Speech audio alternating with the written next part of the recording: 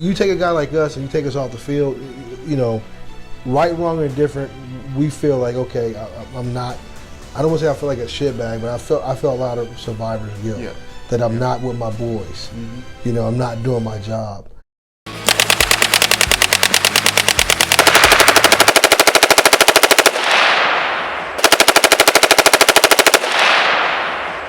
My personal story, I got blew up in 2010 on an IED, and I got medevac out of country to launch to when I was put into a TBI clinic.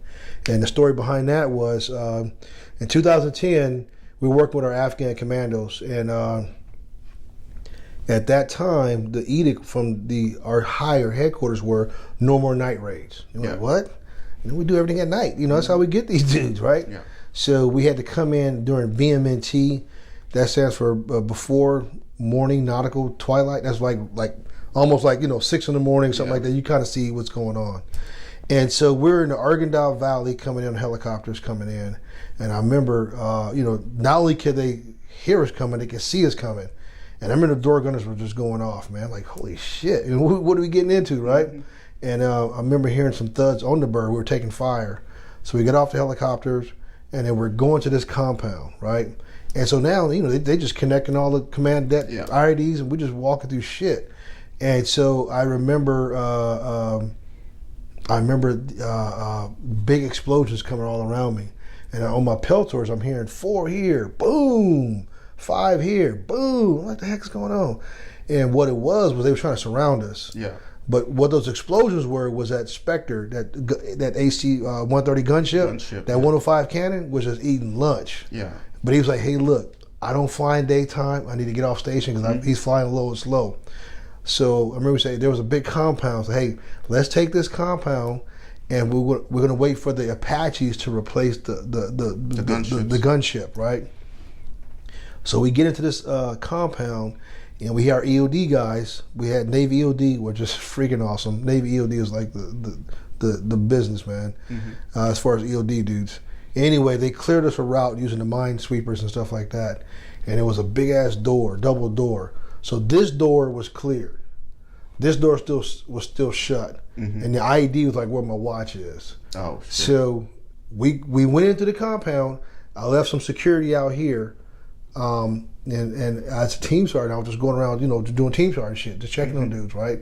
I come out the door to check on my dudes. As I walked out, this Afghan walked behind me, but he got off the path that was cleared, and he stepped on the pressure plate right there. Oh shit! And it's, you know, it rocked all. I blew me against the wall, and you know how we do, man. Yeah. Because I got grenades on me. I'm like, in my mind, like, is that my shit? You know, because because I don't be like, hey, you know, Mike Clark done fucked up, blew himself up. You know, we gonna be talking shit, right? You know, okay, it was an IED. Woo, it wasn't me, right? IED, okay. Yeah. I got my lips. I had to make sure I wasn't me, right? And so, but yeah, it rocked my bell, man. And it's funny because the guy said all these officers, a cloud of smoke, and I come out and all I'm saying is I got my hands, got my toes, got my fingers, got my toes, got my fingers, got my toes. Yeah. And my medic, Sean King, good dude. Yeah. He's a sergeant major down at Key West right now, still kicking ass. Sean said, sit down, bam, you know. And the dude who stepped on it, I'm not sure when he died, but I know when the medevac came, they put the blanket on his ass. Yeah. You know, but his leg was gone. You know, good leg was gone. But I honestly felt like I just want to put my head down. Because you're like, hey man, what's your name? You know, what's today's date? You know, I'm like, dude, Mike, let's close my eyes. But what they're trying to do was keep me conscious. Because I just felt like I just wanted to, let me just close my eyes. Like, nope. You know, they kept asking, what's your name? You know, Mike, right? My bell was rocked. Yeah. So I got it all in my face and in my chest. I wear a beard now, but I have a scar on my face. You could put your finger up to your digit inside of my face. That's how deep the hole was. Yeah. And they pushed out 3 rocks. There was 3 rocks in my face. Yeah. So anyway, they get us out of there. We were walking through a couple of ambushes.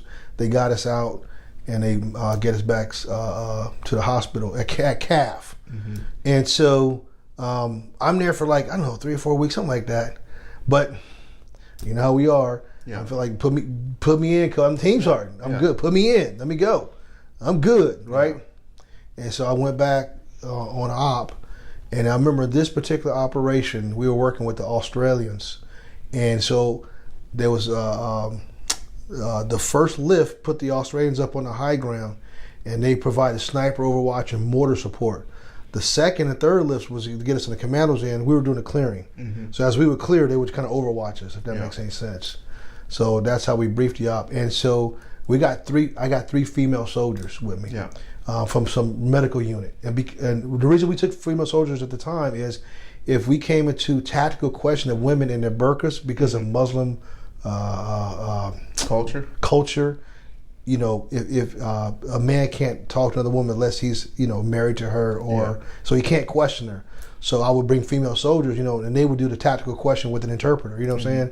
And sometimes we find a shithead in the burqa trying to hide. You know, we get his ass, or they're hiding a cell phone or some shit that we can exploit. You know, stuff like that. So I had 3 female soldiers and I had 3 helicopters, right? The 347s, 3 CH-47s, and you can get about 30 to 33 people stuffed on them things. So it should have been as easy as added, you know, you go here, you go here, you go here, update the battle roster numbers on the manifest, turn that shit into the con-op, let's go. It took me 2 hours to figure out how to add 3 names to the manifest.